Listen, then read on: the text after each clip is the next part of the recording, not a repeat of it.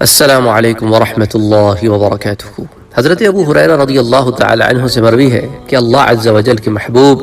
دانائے غیوب صلی اللہ علیہ وآلہ وسلم کا فرمان معظم ہے کہ 2 دفعہ سور پھونکنے کا درمیانی وقفہ 40 سال ہے، پھر آسمان سے بارش نازل ہوگی تو انسان اس طرح نکل آئیں گے جیسے سبزہ اگتا ہے، حالانکہ ایک ہڈی کے علاوہ انسان کے تمام اعضاء گل چکے ہوں گے، اور وہ عجب الذنب یعنی ایک نرم ہڈی ہے کہ قیامت کے دن اسی پر انسان کی تخلیق مکمل ہوگی۔ اس روایت کو امام مسلم نے صحیح مسلم میں روایت کیا ہے، کتاب الفتن باب ما بین النفختین۔ اس کے اندر بعض تفصیلات جو علماء نے لکھی ہیں کہ ایک نرم ہڈی، اس سے کیا مراد ہے؟ تو علامہ مولانا مفتی احمد یار خان مرآت المناجیح کی جلد نمبر 7 صفحہ نمبر 355 پر فرماتے ہیں کہ عجب الذنب کے لفظ ہیں کہ بھئی دم جو ہوتی ہے نا، جیسا کہ آپ سمجھ لیں کہ ہر ایک کی ایک دم ہوتی ہے، تو ریڑھ کی ہڈی کو اگر آپ دیکھیں نا میڈیکلی بون سٹرکچر دیکھیں تو وہ جب اینڈ ہوتی ہے تو اس میں ایک دم سی بنتی ہے، تو وہ جو ہڈی کا ایک نرم کنارہ ہے جس کو آپ ریڑھ کی ہڈی کہہ لیں، جو گردن سے شروع ہوتی ہے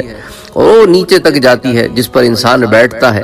تو اس ہڈی کا ایک ذرہ باقی رہتا ہے۔ اچھا، بعض دفعہ یہ بھی ہوتا ہے کہ انسان جو ہے وہ بنا کس سے ہے؟ اس کا سب سے چھوٹا ذرہ کیا ہے؟ وہ ایٹم ہے۔ اب ایٹم جو ہے اس کے اوپر ویسے قرآن کریم میں بھی بات ہوئی ہے،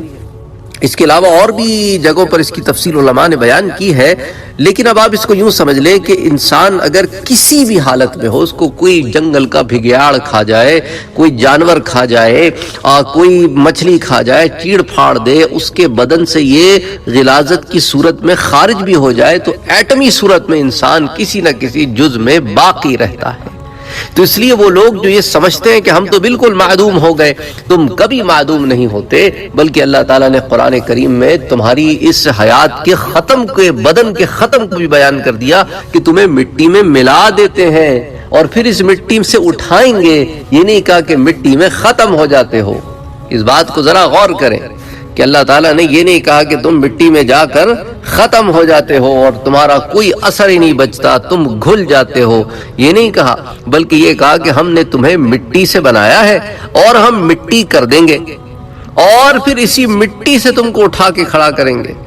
اس لیے قرآن کریم میں اللہ عز و جل نے کیا فرمایا سورہ طٰہٰ کی آیت نمبر 55 میں کہ مِنْهَا خَلَقْنَاكُمْ وَفِيهَا نُعِيدُكُمْ وَمِنْهَا نُخْرِجُكُمْ